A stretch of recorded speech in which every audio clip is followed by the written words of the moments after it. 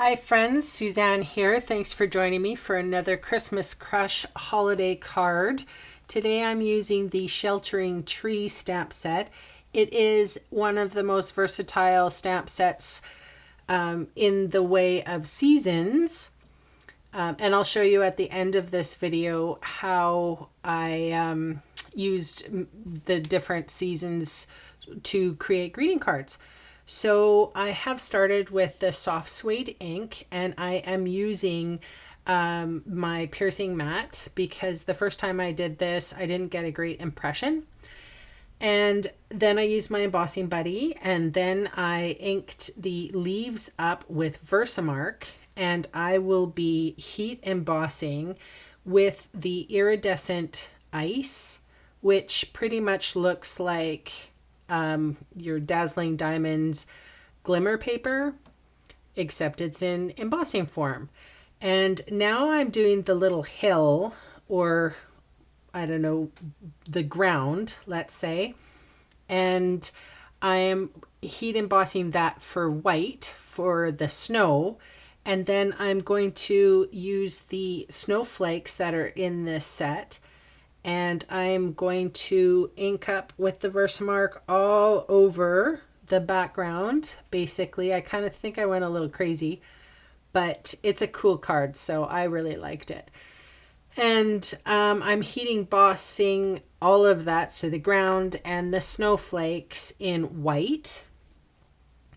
And then I will be using my heat tool.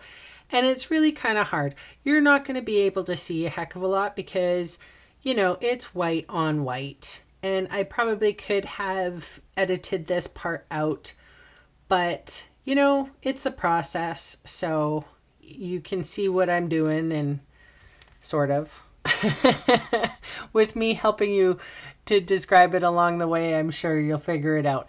I'm going to be using some sponging. And I've forgotten how much I really like sponging. So I'm starting off with the lightest color, my lightest color, which is Soft Sky. And then I move into Marina Mist, and then Lost Lagoon. And it's how I work with sponging. It's just a medium to get the ink on the paper. So I will go over flipping back and forth, trying to get the correct blend. And I will, go from, the darkest, from the lightest to the darkest, and then back again. And you can see that, it's not blending right away here, but as I go back, and then sometimes you have to let it dry and see what it's doing. And I think it blended really nicely as it all dried. And it's okay to have darker bits and lighter bits. That's what the whole kind of idea I was going for. I was going for a more of a realistic sky. So, and sometimes it's hard to get organized with all these sponges and ink pads going on. But I did find my way eventually, and you'll see the card at the very end of the video. And I just keep on doing that until I am happy with the result. So I'm doing another heat embossing with the iridescent ice, and I'm just sort of smooshing the Versamark ink pad around to make sort of a border.